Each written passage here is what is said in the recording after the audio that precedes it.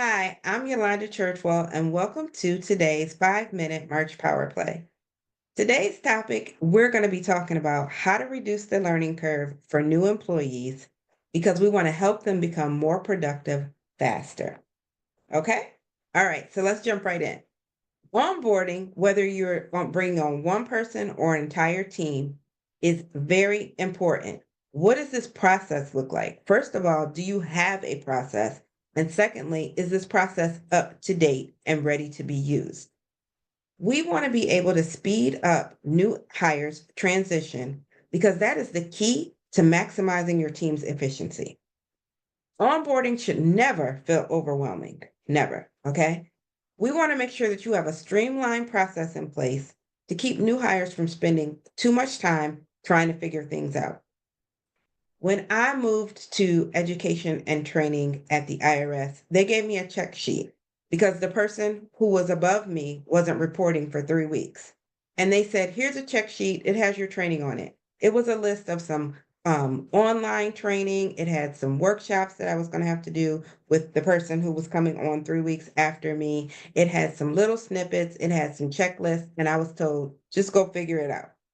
And I probably spent way too much time trying to figure it out.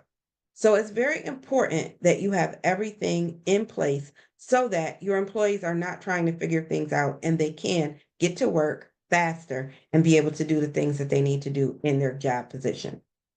All right. So let's talk about the 3 tips that I want to share with you today. First, you want to make sure that you have a centralized onboarding system. You want to make sure that the trainings are easy to access and that the checklists are clear.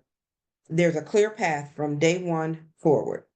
Okay. So I told you, like, when I started with the education and training, they just said, here's a checklist and go do some stuff.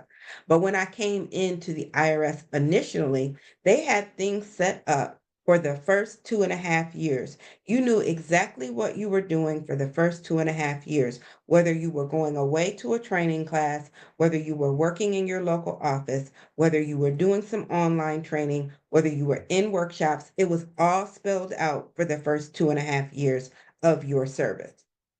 You want to make sure that you have a process that's similar for your employees to onboard. Second, you want to pair new hires with a mentor or a buddy. This is going to help them to navigate. As I like to say, this is going to be shadowing and test driving. This reduces the learning curve significantly.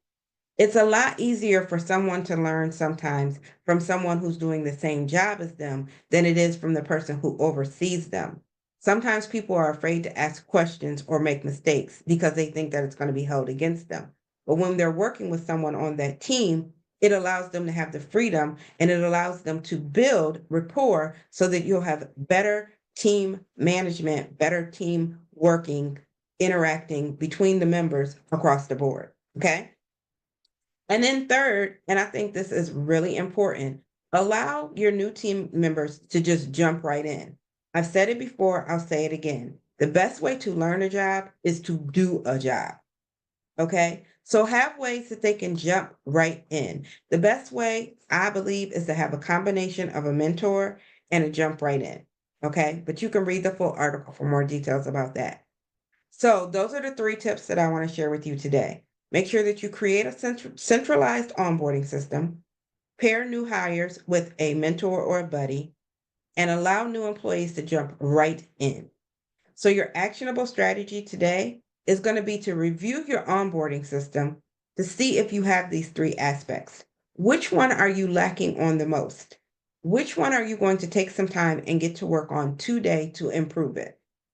Because the most important thing is that you have the structure, mentorship, and hands on training so that your new hires can get on board and become more efficient, quicker, and faster. All right. So that's today's lesson. Make sure that you subscribe to my YouTube channel, connect with me on LinkedIn, and make sure that you share this with 3 female friends. This is March. It's Women's Empowerment Month. So share it with 3 friends and make sure that they too can put these steps in place in their businesses and organizations. And I'll see you next week. Bye.